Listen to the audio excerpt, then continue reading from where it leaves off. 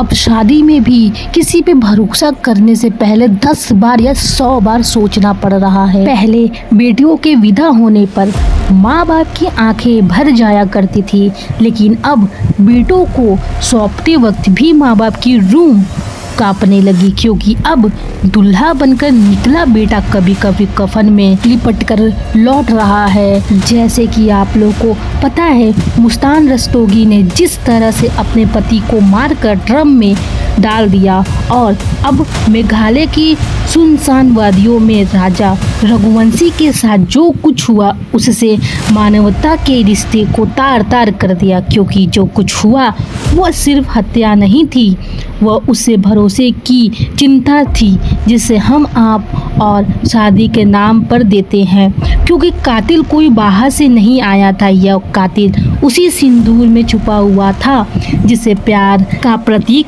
माना गया। राजा की शादियों की तैयारी तस्वीरें देखकर जो रील्स पे देखा जा रहा है, बहन के साथ वो जो ट्रेडिशनल वीडियोस बना रहे हैं, या पत्नी को जिस तरह सिंदूर लगा रहे हैं, या जिस तरह से मुस्कुरा रहे हैं, उसे देखकर मन में यह सवाल उठता है कि हे ईश्वर, अब भरोसा किस पे किया जाए, क्योंकि शादी 7 जन्मों का वचन की कहानियों में ही लगती है। ऐसा लगता है कि मौजूदा दौर पर शादी एक जुआ है, जहां दांव पर कभी भरोसा कभी जिंदगी होती है। अगर आपकी किस्मत अच्छी है तो उस शादी में आपको प्यार मिल जाएगा, अगर राजा जैसी किस्मत है तो आप अखबार की सुर्खियों में आ जाएंगे। यहाँ पर छपा होगा पति की हत्या, पत्नी के साथ शादी, 7 फेरों के बंधन से कहीं ज़्यादा 7 बार सोचने का फैसला बन गई है। इस सब के बीच मुस्कान हो या फिर कोई सोनम, इन दोनों में पति और इन दोनों की आशिकी के घर परिवार, पढ़ाई लिखाई, शक्ल सूरत सीरत कुछ भी देख लीजिए तो आपको यह एहसास होता है कि वाकई में प्यार अंधा होता है, क्योंकि अंधा ना हो तो इस तरह की लड़कियां को लिए अपने पति को मारा न जाए, और जिस तरह मारा गया है उसके बाद हमको यह समझ नहीं आ रहा है कि इस प्यार को हम क्या नाम दें। इन दोनों को देखने के बाद यकीन होता है कि प्यार का सिर्फ अंधा होता है, बल्कि बेशर्म, बेसूब, बेहया और बेहुदा भी हो सकता है, वरना कोई कौन सी गुड्डी पिलाई जाती है इन लड़कियों को कि एक पढ़ा लिखा कमाऊ सलीकेदार पति छोड़कर ऐसे फटीचर और छपरी लोगों को वो गले लगाती है, इसके लिए अपने पतियों को मार डालती है। मुस्कान हो या सोनम, आप इनके लड़कों के चैन पर मत जाइएगा, आप जाइए उस बात पर कि इन्होंने किसको छोड़ा है, इनका त्याग देखिए, और उनको देखकर यह एहसास होता है कि सच में कई बार इंसान आंखों से नहीं मानो गट्टर से देखते हैं।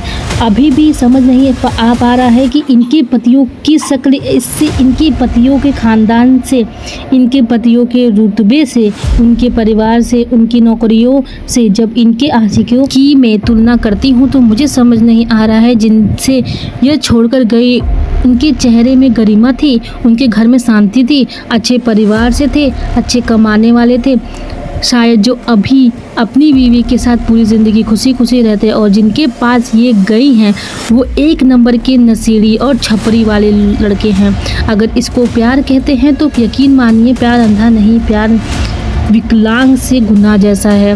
और अगर यह प्यार माना जा रहा है कि हमें ऐसा लगता है कि यह प्यार बीमारी है, और यही बीमारी जो है वो सोनम को लगी थी, जबकि उसकी शादी 11 मई साल 2025 इंदौर राजा रघुवंशी अपनी दुल्हन सोनम के साथ 7 फेरे ले रहा था। ढोल नगाड़े बज रहे थे, आंखों में अपने सपने लेकर।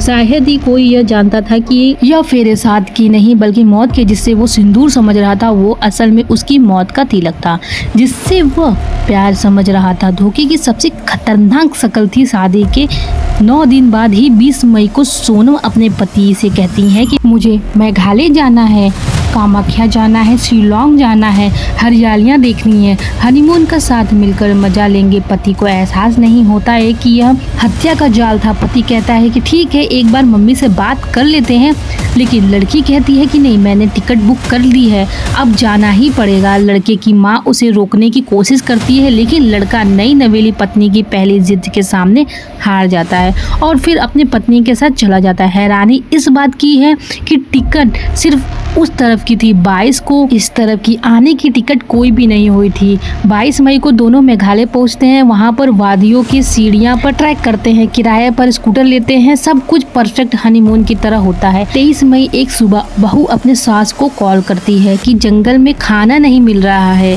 रास्ता बड़ी मुश्किल है। पति ट्रैकिंग की जिद कर रहा था, वो थकान का नाटक कर दी और फिर फोन ऑफ हो गया। इसके बाद 2 तारीख को राजा की लाश मिलती है। इस पर धारदार हथियार के निशान होते हैं, गहने गायब होते हैं, पास में सोनम की जैकेट होती है और किसी को कुछ समझ नहीं आता है। हर कोई इस कपल के लिए आंसू बहाता है। हर कोई यह सोचता है कि यार एक नया नवेला जोड़ा यहाँ ऐसा क्यों हो गया नए कपल के साथ। मेघालय में लोग लापरवाही का जिक्र कर रहे थे, बीवी के साथ किसी अनहोनी का जिक्र कर रहे थे, लेकिन इस सारी चीज़ों में पर्दा 9 तारीख को हटता है, जब गाजीपुर में एक ढाबे में यह लड़की प्रकट होती है और पुलिस के सामने सरेंडर कर देती है। और यही से सारे सवाल खड़े होते हैं, क्योंकि पुलिस से कहती है कि यह सरेंडर एक नाटक था, हत्या किसी और ने नहीं, सोनम ने ही की थी। और सोनम ने प्लान करके उससे पहले मेघालय बुलाया, फिर खाई तक ले गई, फिर अपने साथियों के साथ मिलकर उसकी हत्या, और हत्या के बाद वहां से निकल गई। पुलिस कह रही है कि कोई ड्रामा नहीं, स्क्रिप्टेड मर्डर था। सोनम का राज कुशवाहा के साथ अफेयर था, शादी हुई लेकिन उसका दिमाग राज के पास था, और बार बार सीसीटीवी फुटेज में भी वो दिखाई पड़ती हैं।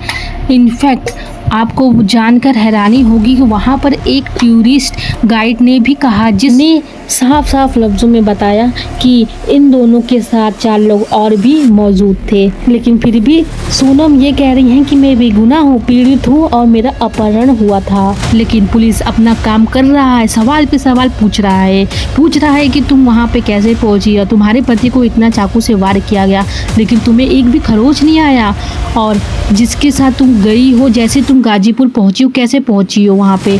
तो सारी चीज़ें जानने के बाद ये कंक्लूजन निकल गया है कि सोनम ने ही हत्या की। राज कुशवाहा से मिलकर ये सारी प्लानिंग प्लॉटिंग की। कैसे वो प्लानिंग करके अपने हस्बैंड को ले गई मेघालय में। मेघालय के बाद ले जाते हुए उन्होंने पूरी प्लानिंग प्लॉटिंग कर ली। उन चारों का टिकट वही सोनम ने ही बुक करा था।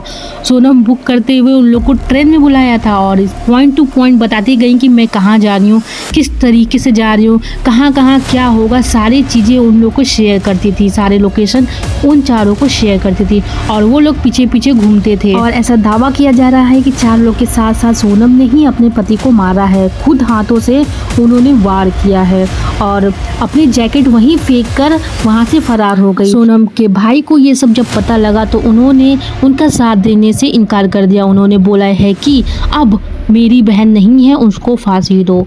और ये सुनकर डरा हुआ है। सारे लोग ये सोचते थे कि सोनम के साथ क्या हुआ होगा जब सोनम मेघालय से गायब हुई, लेकिन अब ये सुनकर ही हैरान हो जा रहे हैं। डर का माहौल बन गया है कि शादी क्या ये अच्छी चीज़ है, शादी करनी चाहिए या नहीं करनी चाहिए, कैसे शादी करनी चाहिए। बहुत लोग अपने लड़के के लिए सोच रहे हैं आगे और क्या क्या होगा।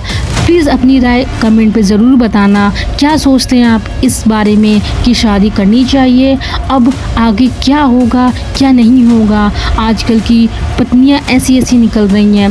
तो मिलते हैं नेक्स्ट वीडियो के साथ एक नया कंटेंट लेके।